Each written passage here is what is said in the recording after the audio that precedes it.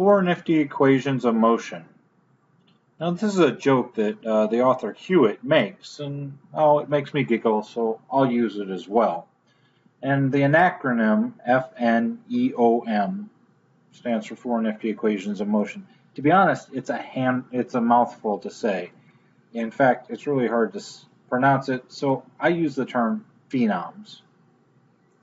In more traditional senses, scientists call this kinematics, and the term kinetic means to move, and matics means to study. So like mathematics is the study of numbers. Kinematics is the study of motion. By the end of this lecture, I hope that you can use equations of motion to predict the behavior of a body in motion. Now, the term body is used in physics a lot to mean an object. Well, let's get right to it. There are 5 characteristics that are involved in these equations of motion, or the FNEOMs. The first characteristic is displacement, or D, and that is how far something has moved from where it started.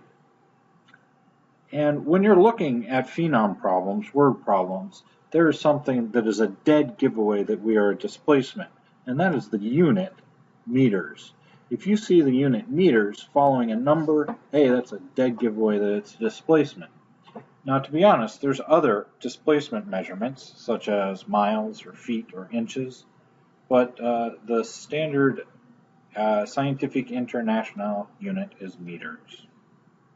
The next characteristic is acceleration, and that is the velocity changing? Now, when's the last time you went to Mars? I have a feeling most of you are going to say never. I've lived my whole life on planet Earth, and that has an implication in my physics class. If something is falling on Earth, then I get to call the acceleration due to this little g here stands for gravity equals negative 9.8 meters per second squared. And to be honest, the fact that it's meters per second squared is another dead giveaway that this is an acceleration. The numbers are in the units meters per second squared, or I've seen it written meters per second per second. The next category we'll talk about is velocity. And by the way, beware of these types of words, rest, or stop, or stopped, or not moving, or waiting. Because those are words that indicate, hey, my velocity is 0 meters per second. There are 2 flavors of velocity. There's the velocity in the beginning, known as initial velocity, and then there's the velocity in the end, known as final velocity. And then the dead giveaway is meters per second. And then the final characteristic is time, t, and that's how much time has elapsed. And the dead giveaway there is seconds. Now, a lot of students are going to go, well, wait a minute, there's only 4 characteristics. Nope, there's displacement, that's 1. Acceleration, there's 2. Velocity initial, that's 3. Velocity final, that's 4. And then time is the 5th characteristic of FNEOMs. Well, let's actually look at the equations. Now, they're broken down into equation number 1, FNEOM number 1, and that talks about displacement. Displacement equals velocity initial times time plus 1/2 acceleration times the quantity times squared.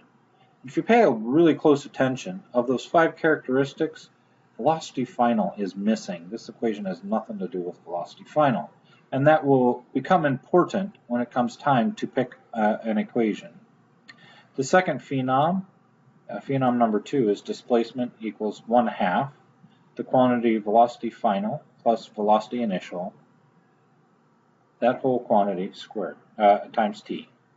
And if you take a look, the characteristic acceleration is absent from this formula. FNEOM number 3 talks about velocity final equals velocity initial plus acceleration times time.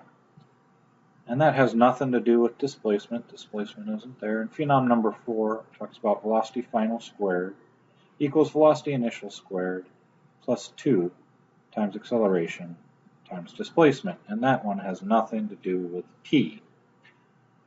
Now you'll notice that I've taken the time to tell you what the equations don't deal with, but can you identify what every single equation does deal with? Yeah, I hope you recognize that, look, velocity initial is in all of these formulas. So velocity initial is really important when it comes to phenoms. So let's have a quick discussion about what it means to fall. Now, you have to kind of change the way in which you think when you start talking about physics and objects in motion. And when an object begins to fall, for a very split second, the object does not move. It hasn't started accelerating yet, and so it hangs there just for a moment. And I hope you've seen these cartoons, because Wile E. Coyote here really exaggerates this idea.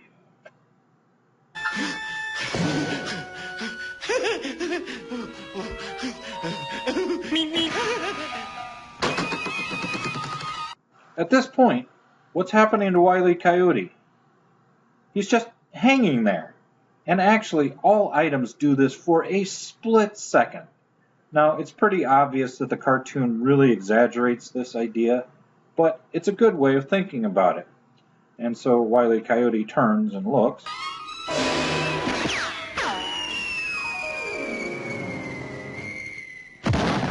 What's really wild is we would be able to measure the amount of time it took Wile E. Coyote to hit the ground and then figure out something about how tall this cliff was. That's only if the cartoonists actually follow the laws of physics, but in theory, we should be able to calculate it. But at the instant that the object just starts to fall, you can say that velocity initial equals 0 meters per second. And that is really important because this makes phenoms much, much easier if you recognize that when an object begins to fall, its velocity initial equals 0.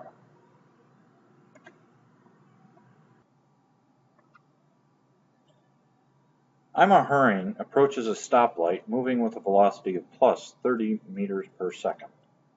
The light turns yellow and Ima applies the brakes to skid to a stop.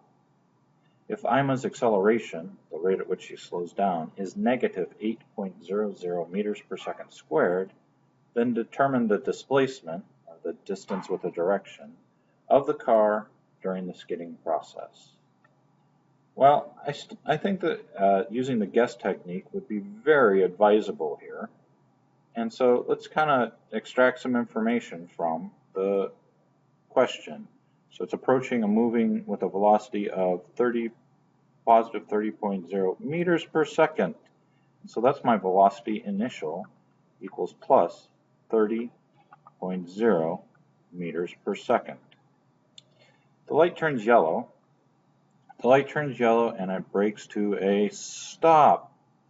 Right, there's a word that gives you an indication of what Ima's final velocity was, 0 meters per second. And then finally, we get slows down at negative 8.00 meters per second squared. So that's an acceleration.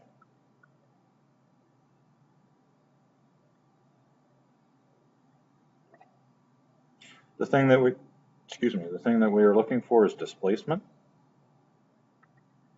and that's going to be in meters. Now at this point, this becomes a phenom problem. And basically what I'm looking for is an equation that deals with displacement, acceleration, velocity final, and velocity initial. The one thing that this does not deal with is time. There's no time in it at all. And so now I want to find a phenom in which time is not a characteristic of it.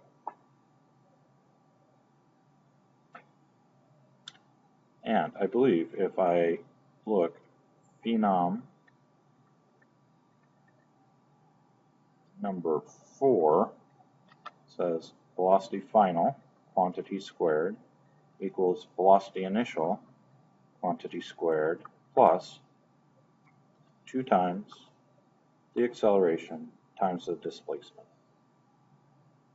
Now at this point, I'm going to substitute numbers for letters, and my velocity final is 0, but I square it, equals 30.0 squared plus 2 times the quantity negative 8.00 times d. Okay, so can I simplify the left side of the equal sign? 0 squared is 0. Can I simplify this here? 30 squared is 900. Can I simplify this? If I put this in my calculator, I will see that 2 times negative 8.00 is negative 16. And then I need to bring the d down. And so look at, I simplified here. Right? And then I need to bring the d down. Okay, the next step is I need d to be all by itself on either the right or the left-hand side. But right now it's multiplied by 16. But I can move this 900 to the other side. So I'm going to do the opposite. I'm going to subtract 900 from this side. These two cancel out. But whatever I do to the right, I have to do to the left. And let me rewrite this again. Negative 900 equals negative 16d. And now, in order to get d all by itself, I'm going to divide by negative 16, which means that the negative 16s cancel away, and whatever I do to the right, I have to do to the left. This means that displacement equals